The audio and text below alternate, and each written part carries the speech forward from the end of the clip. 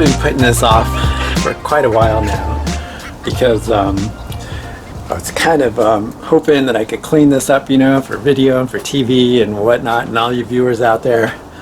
But as you can see, my area is quite the mess. But I do want to show my solar.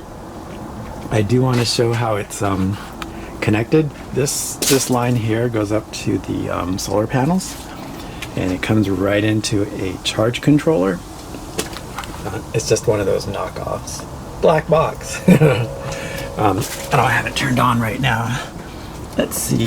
I have it going, after that I have it going to the switch, which I'll flip it on, and then you can see it shows the battery voltage and what the solar panels are charging.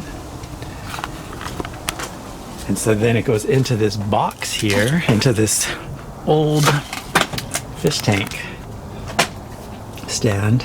And I've got leaf batteries in there.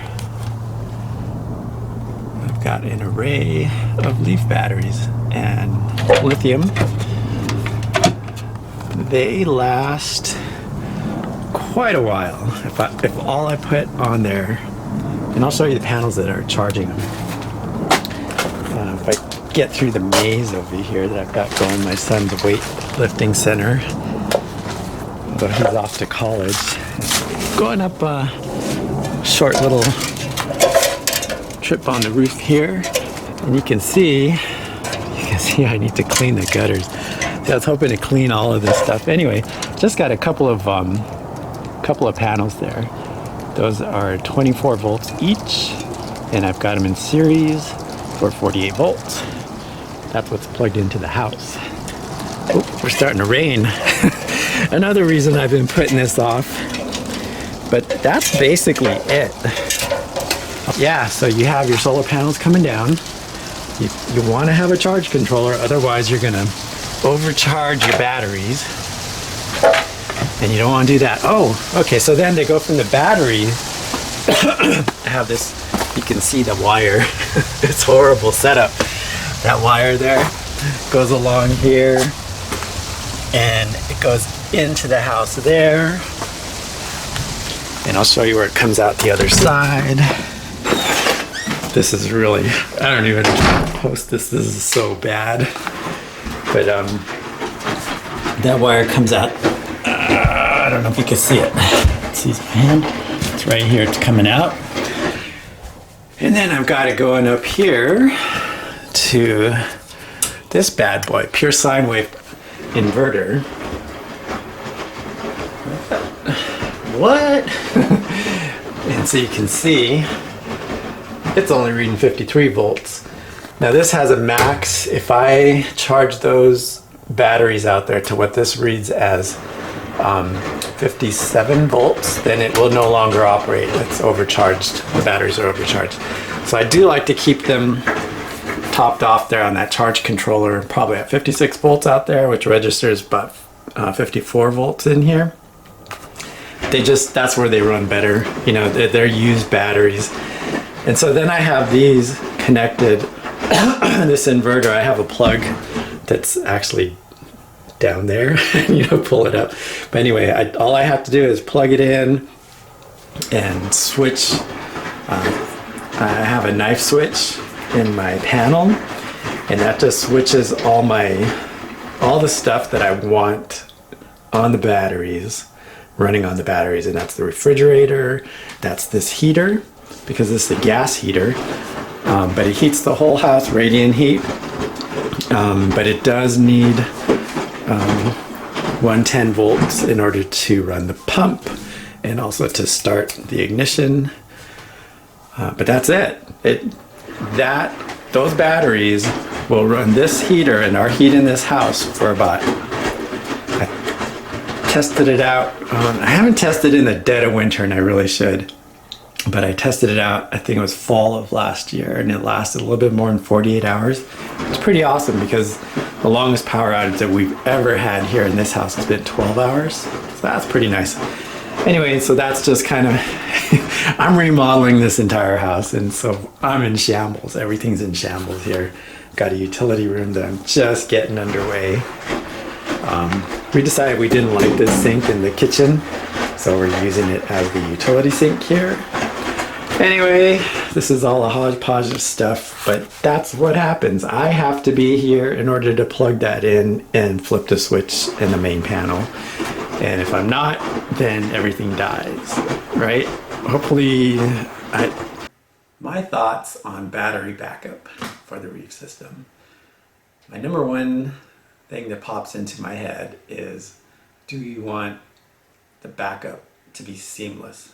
In other words, if power goes out in the house, do you want everything to automatically switch over to the battery backup or power backup if you want to use a generator? Do you want that to be seamless? So if you're on vacation, nobody has to be home, power goes out, boom, the backup comes back on or comes on. Well, of course, everyone wants that, right? Everyone wants the seamless backup, the seamless power switch. In actuality, in play, when you try and do that in your house, what has to happen? You have to hire an electrician, you have to get permits, everything has to be up to code. They have to install a special panel in your wall, they have to connect everything, you have to have the battery backup, everything has to be to code, or your generator has to be outside in a shed and has to be able to fire up automatically, and that becomes very expensive. Some people already have that built into their house, and that's awesome. If you're building that into your house, power to you. But when it comes to DIYing this kind of stuff, it's not that simple. Can be a little simple, but then we have to think about what do we want to power inside our reef, right? So number one things are heat and water movement. Number one thing is water movement. We want that water churning, moving past the rocks, filtering, everything's still living in there. So we need all that filtration to happen. So that's why we need the water movement. You've seen the backup that I have outside, and that sucker will run for a long time. That'll run for a couple of days. If I wanted to power this reef, I could probably power for a week. But if I want to put my refrigerator, my computer, my TV on there, not going to run maybe for a couple of days. I like to use that system outside for the refrigerator and for the computer and for the heater. I'd rather not use that for the reef, even though I can, and I do have an outlet for it. So what I'm doing for the reef, what am I doing for the reef? I've decided for the reef, I haven't decided. I've got a couple options that I'm using. For the nano tank, that one's really simple. I've got this Ryobi power system here. This, you can put whatever Ryobi battery you want on here. And by the way, these Ryobi batteries are amazing because I put them through hell, right? I put all my tools on them. I have circular saws, power drills. What we have here is Ryobi came out with this seamless light. Basically what it is, you can put whatever battery you want. It comes with this little 1 amp hour battery that you pop on there. You hang this little doohickey on the wall. You can put your light on there, and this plugs into an outlet, so it's always trickle charging the battery. And lithium ion, they're okay with trickle charging. Hey, that's another thing. Let me get into that in a second. Trickle charging a sealed lead acid battery is going to kill it. It's just going to kill it, and you're not going to know when that battery's dead. You go on vacation, and if you buy one of those boxes, those big boxes that have battery backup, they all have sealed lead acid batteries in them. If they don't, then they're going to cost a lot more. This little backup system that I have here has a sealed lead acid battery. The only reason it's lasted me as long as it has is because I use it all the time.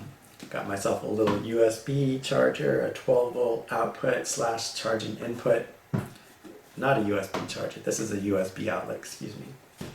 And I have a little switch that turns them on and off. I have this little doohickey that tells me what voltage is on the battery, right? And so that's another thing, because those boxes come with a little doohickey like this, a little readout that tells you what the voltage is on the battery, but that's not telling you what the capacity is inside the battery. So the only way there's a couple instruments out there that will kind of tell you what the capacity is in the battery, But really the only way, the best way to find out what kind of capacity is on your battery is by plugging it into something and seeing how long it lasts. Because there's potential here, if this battery's dead, I could still see a potential of 12 to 13 volts on here.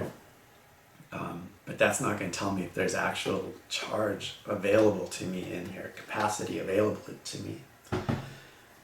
So that's my whole deal with sealed lead acid batteries. You can't trust them. I can't trust them. So I love the lithium batteries, lithium ion phosphate, those are even better. I have a couple of 12 volts in those, which I can put on different systems. But let's look at this. So this here for a nano tank is pretty awesome because you have this little USB. My nano tank has a USB pump on it, water pump, and also a USB air pump. And that's all I need for water circulation in the nano tank, and that's all I use. You can plug it in here. This only has one outlet, but they have splitters. Or you can crack this baby open and add another one. Or you can grab one of these that has a couple built into it. But this is manual. You actually have to smack it on a battery and plug it in order for it to work. This one works seamlessly. So if I have it plugged into the wall and it loses power, boom, the light comes on. I'll take this off in order to turn it on. Boom, the light comes on, and so does this USB. And it's pretty seamless. It takes maybe about 1.5 to 2 seconds before this actually turns on, but it does turn on. And that's awesome. This was like 50 bucks. 50 bucks for this thing. And it comes with the charger and it comes with a cheap little battery.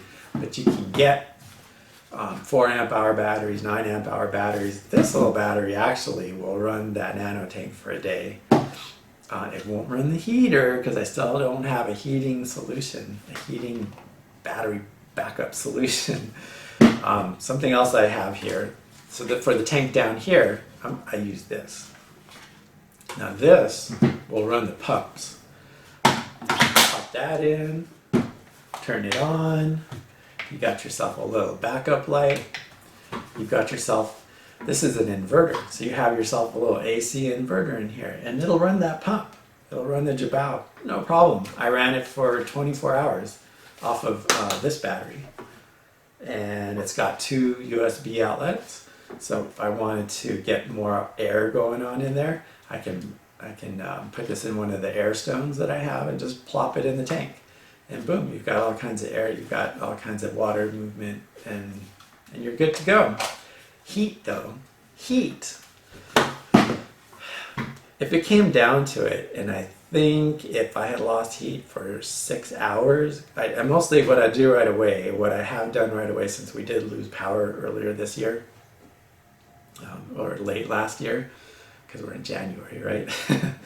A few months ago, I did lose power, and immediately the number one thing I did was I came down and I plugged this into the Jabal. And then the next thing I did, so the water was flowing, so the next thing I did was I got all blankets, sleeping bags, and whatnot, and I covered the tank, basically, so it would not lose heat. But what I would have done, if that had gone to 12 hours and my temperature had dropped down to maybe 75 degrees, I would have probably used the one that I have outside and plugged right into that, and that would have probably lasted, who knows how long it would last. I should probably really plug all this stuff in and see what kind of capacity I have, right? This thing is kind of complex. It's kind of messed up. How to keep your water warm. That's the biggest stumbling block I have. And so I'm hoping, and I can't find anyone out there that's really doing it efficiently, as far as you can throw a couple of candles in a bucket, or candles in a glass, and heat, provide a little bit of extra heat to your water that way. But this 150 gallons of water, it's going to take a long time for it to lose the heat, but it's going to take a long time to warm it up also. Still looking for a battery backup solution to that can efficiently transfer the energy from one of these batteries into heat, into the tank. And that's the next journey I'll venture into. So Oh, so another thing, you can buy these little gadgets that you can plug your battery into. So I've got myself a little DIY controller here that I'm going to do. It has two inputs and one output. This output is an output 12 to 24 volts. Those pumps are 24 volts. And so I can plug the pump directly into here. It's just a little switching circuit. When it doesn't see power here, it switches over to here. When it sees power here, it goes back to this one. It's so simple, so easy. That's all it has to be. $10 on Amazon. $10 on Amazon. $10 on Amazon. Or you can go buy an ice cap for 150 bucks. Anyway, that's it. We're going to go ahead and wire that up later. Future video. Thanks for watching. Spicy Reef here, signing off.